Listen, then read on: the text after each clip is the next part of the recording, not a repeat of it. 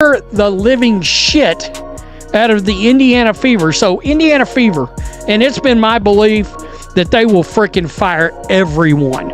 And I do believe this. So if you're a Fever fan and you're hoping they'll keep Caitlin Clark, it's my belief that when push comes to shove, there's no way they can let her get away. They will fire everybody and start over. That's my belief. I cannot imagine the level of fumbling the bag that would have to be done. When Gatorade tried to cash in on the Caitlin Clark hype, they forgot one small detail. Who's actually carrying the wave? Instead of a slam dunk, the WNBA ended up with a full-blown PR meltdown. Think dumpster fire with electrolytes. And the fans? Let's just say the latest poll is the kind of feedback that'll make Fever management break out in cold sweats. Meanwhile, Caitlin casually adds $660,000 to her name like it's loose change. Buckle up, this one's going to be messy. Clark meant to the WNBA? Everything. She's changed the dynamic and history forever for women. I see a lot of young girls here today, and I see how inspired they are, and she's even gotten me back into basketball. I think she has brought attention. She did it for us. We have never watched, and we have become big fans. I don't think her contributions have been extreme as what people think they are. I think the league in itself has been getting better, and that's really what we should be focusing on. I think she's brought a lot of attention to the WNBA, and it's needed. I think it's great. I actually grew up watching the WNBA, so it's really exciting to see a resurgence. She meant everything. I never watched it before. If Caitlin leaves a Fever, so do I. And that's not just a quiet murmur anymore. It's a rallying cry. She's not simply playing the WNBA. She is a WNBA for an entire new wave of fans who couldn't have picked the Fever out of lineup 6 months ago. At this rate, Indiana better call a custody lawyer, because when the split comes, Caitlin's walking away with half the fan base in the divorce. Example, and there's enough votes here. This is a good test to see how bad this would be. Swag put this out, and it's starting to make the rounds. I voted. Okay, Fever fans, answer this. If Caitlin leaves Fever, would you still support the Fever? We got 1,145 votes here. Nope. My bags are packed is far and away leading. And make no mistake, these aren't casual fans. These are diehards, converted, baptized, and fully immersed in the Church of Caitlin. Zip codes and team colors? Irrelevant. Caitlin is the logo.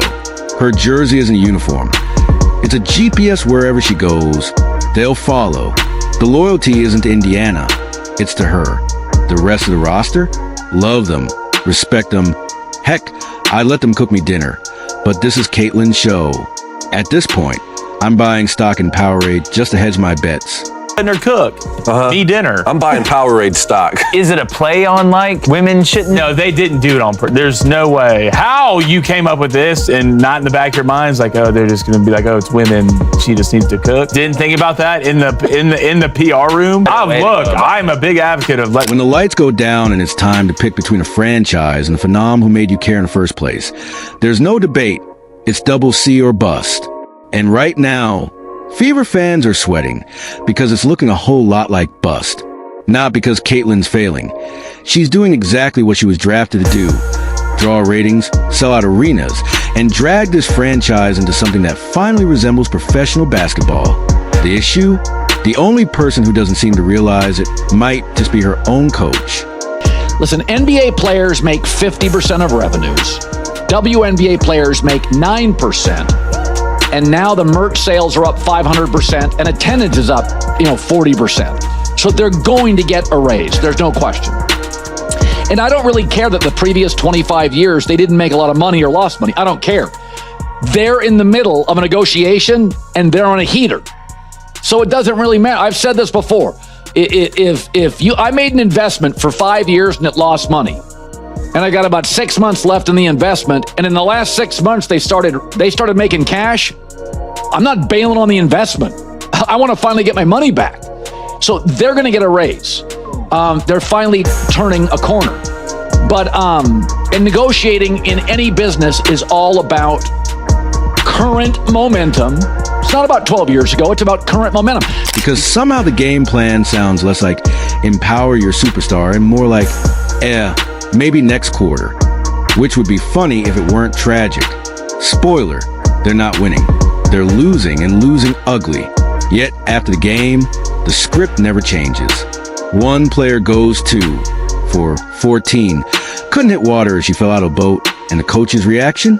Keep shooting, honey. They'll fall eventually. Caitlin takes 1 contested 3 in crunch time. Cue the instant lecture. That's not strategy. That's borderline performance art.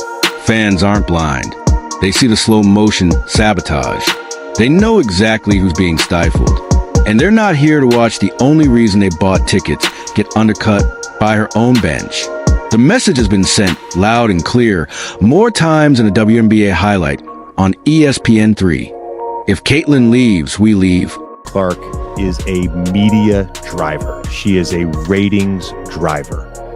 Think about the NBA post Magic and Larry, the NBA post Michael Jordan, tennis post Serena Williams, golf post Tiger Woods, right?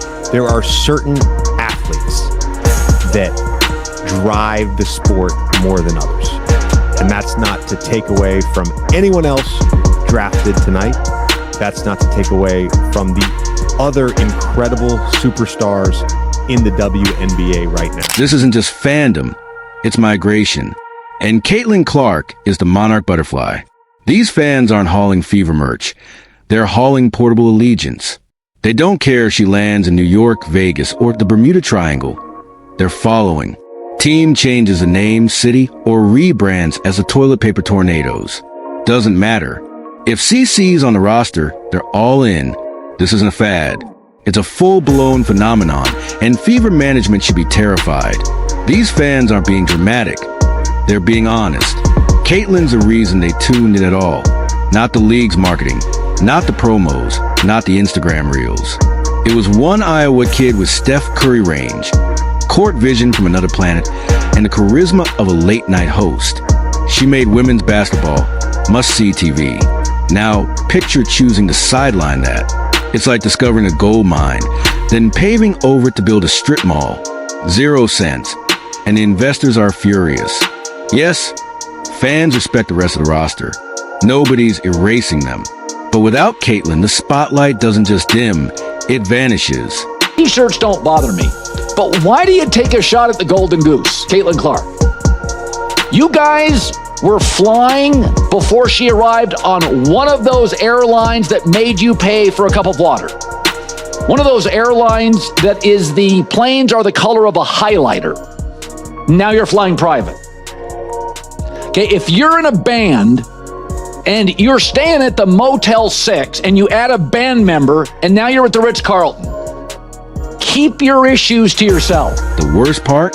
It's starting to feel intentional. Like there's some twisted playbook being followed behind the scenes. Keep the rookie humble. Don't let it get too big. Make sure the vets get their touches. Even if their shooting percentage looks more like a Powerball jackpot than a box score. Meanwhile, the fans are begging. Just let her cook. But every time Caitlin starts to heat up, somebody yanks the pan off the burner. Stack that with the awkward body language, tense pressers, and head-scratching late-game decisions. And her fan base isn't just loyal anymore. They're furious. They feel duped.